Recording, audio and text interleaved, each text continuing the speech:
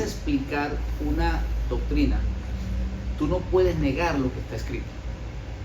La única defensa que nosotros podemos aplicar es que así como está escrito que José no la tocó, también está escrito que él procede de la simiente de David.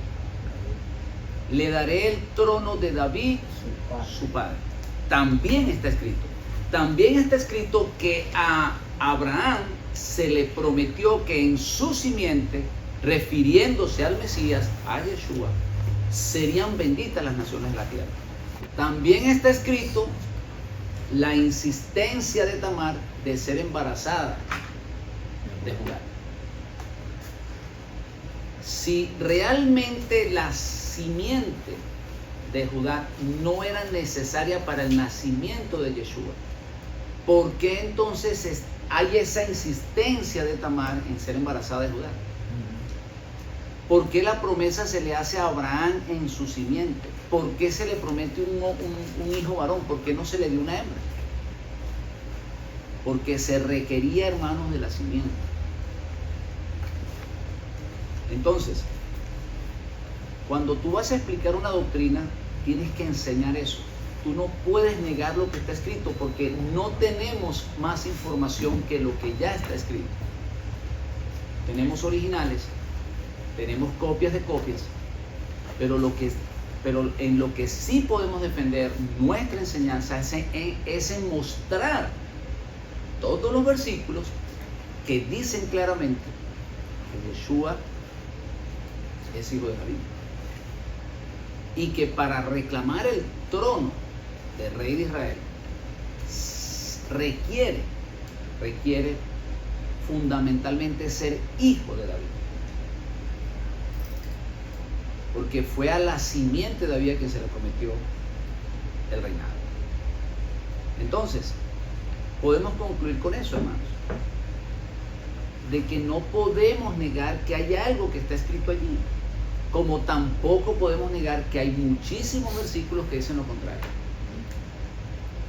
¿Y por qué está escrito? Bueno, podemos llegar a la conclusión que cuando la información del Dios de Israel, la predicación de las buenas nuevas de salvación a través de Pablo, de sus seguidores, llegó a manos de personas que de alguna manera desconocían las doctrinas o la fe genuina del pueblo de Israel, pues ellos comenzaron de alguna manera a imaginarse al Mesías como se imaginaban ellos sus dioses.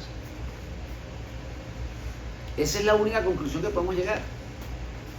Cuando la información sale de Israel, de las murallas, del cerco del pueblo de Israel, y llega a un pueblo que está acostumbrado a oír y a creer que los dioses embarazan mujeres, entonces, o que los hombres pueden llegar a ser dioses, ellos encuentran el mensaje del Mesías que hace grandes milagros, que es el ungido de Dios para salvar la humanidad, y en su mentalidad no podían captar toda la información, o no podían llegar a la conclusión de que era simplemente un hombre usado por Dios,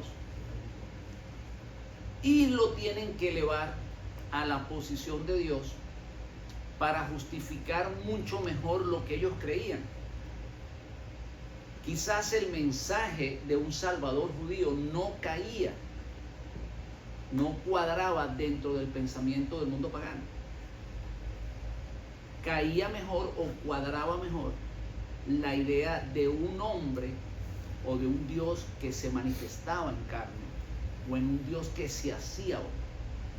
Ese mensaje era más agradable a los oídos de la mentalidad pagana, pero por supuesto no era el mensaje original de los apóstoles. ¿Por qué? Porque dentro del pensamiento hebreo eso no existe. La fe de Abraham no tiene, o sea, en la fe de Abraham no hay cabida para eso, para esa información. De hecho, es interesante porque cuando hablamos de la fe de Abraham, tenemos que reconocer que el Islam procede de la fe de Abraham.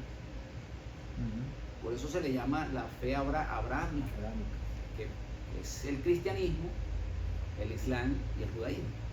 Entonces, los musulmanes tampoco lo creen así. Ellos no aceptan la idea de que Yeshua sea Dios o que se haya encarnado Dios en Yeshua. Ellos no lo aceptan. Fíjense que ni siquiera ellos lo aceptan. Sin embargo, para que el cristianismo supiese, digamos, tuviese mejor aceptación dentro del mundo que se estaba desarrollando, que era un mundo netamente pagano, pues me imagino yo, esta es mi opinión, que ellos tuvieron que elevar el Mesías a la posición de Dios para que fuera más aceptado. Que lógicamente, que si tú vas a predicar de un Cristo judío, pues no va a tener mucha aceptación, primero porque el judío estaba siendo perseguido por el Imperio Romano. Y aún el libro de los Hechos muestra que el judío estaba siendo perseguido. Aquí está registrado de que ellos tuvieron que huir de Roma porque estaban siendo perseguidos. Recordemos que el judío, digamos, antes del Mesías y después del Mesías, quería siempre la independencia de Roma. Así que después de la muerte del Mesías ellos seguían luchando por eso. La prueba está de que para el año 125 Marco Shiva se rebela contra el Imperio Romano, y allí es donde nosotros vemos prácticamente la destrucción del pueblo judío, o la gran mayoría del pueblo judío, cuando Roma decide aplastar a Jerusalén y cambiarle el nombre de Israel por Palestina. Entonces, no cabía, no cuadraba la idea, en mi opinión, de un Mesías judío netamente, hijo de José. Era más atractivo al oído del mundo pagano un Mesías Dios. De esa manera ellos fortalecían su fe y tenían, digamos, éxito en su predicación. Porque no estás predicando de un hombre, sino que estás predicando de un creador que se hace carne. Claro, ese mensaje es mucho más apetecido y, digamos, delante de los ojos del mundo pagano. En la mentalidad hebrea no hay ningún problema. ¿Por qué? Porque en la mentalidad hebrea siempre se ha creído que Dios usa a los hombres, como usó a Moisés, como usó a Sansón, como usó a David, en fin, como usó a Elías. Entonces ellos no tienen ese conflicto. Ellos saben que la gloria siempre es del Padre y que Dios en su soberanía utiliza a un ser humano para manifestarse, para manifestar su gloria, su poder. Pero que no hace falta que Dios se convierta en hombre, sino que ellos lo aceptan como que Dios le está otorgando autoridad. Fíjense, cuando nosotros vemos la historia de Moisés, lo primero que le preguntan a Moisés es: ¿quién te ha puesto por juez delante de nosotros?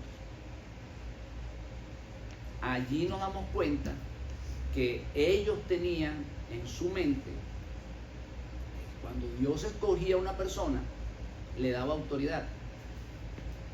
Vemos después de la resurrección del Maestro que dijo: toda potestad me es dado en los cielos y en la tierra.